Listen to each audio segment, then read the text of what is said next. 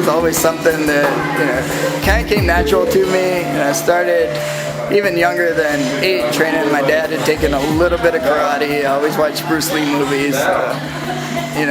I love just watching the little guy be able to beat the big guy, just that whole idea. So I was always a little kid. So I started just doing as much as I could until I was able to find a place to take lessons.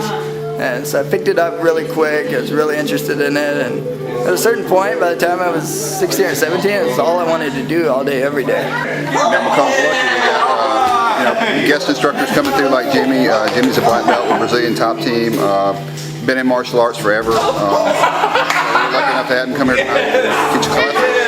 Born in Macomb, grew up around Osaka, back and forth between Osaka and Summit, and started training at martial arts when I was around 8 years old. So, I'm getting a black belt in Taekwondo, trained at different places. Every local gym I could find to train at, I would train at. When I was about 15, I started boxing.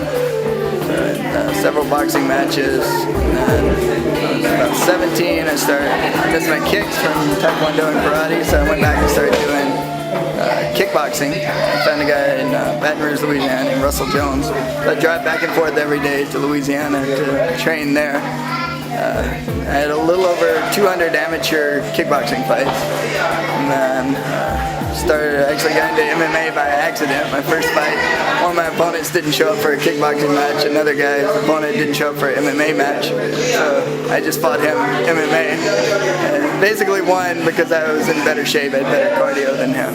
Always wanted to do martial arts when I was a kid. My parents never got me here. We lived way out in Salem, so I wasn't able to train. I got into it in college, and from there I started training.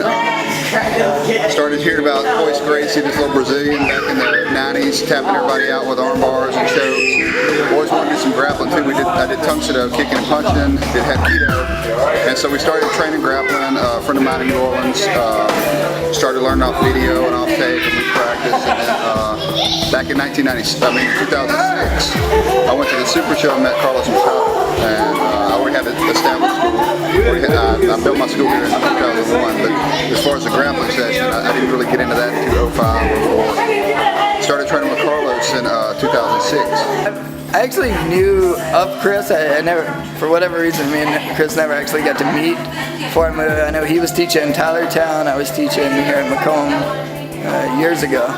And so I always heard about him, always heard really good things about him.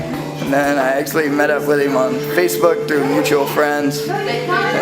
See all the good things he's doing, and just looking around at his gym, his students, and just the way Chris is. He's very respectful, very humble, even though he's very skilled. He's the most skilled guy in this area right now.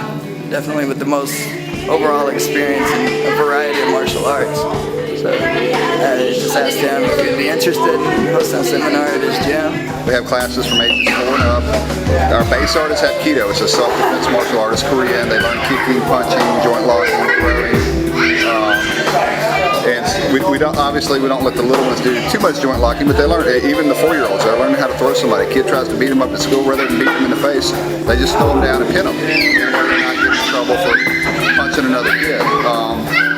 And then as they progress through their Hapkido, they can also do Judo, which is throwing art. We don't want anybody, spending money and then not happy. So we let you try a free week. Make sure you like it. Depending on age, that kind of dictates what class you go to. Adults can try Hapkido and Brazilian Jiu-Jitsu. Kids are pretty much stuck in the basic trainer and Hapkido, depending on their age.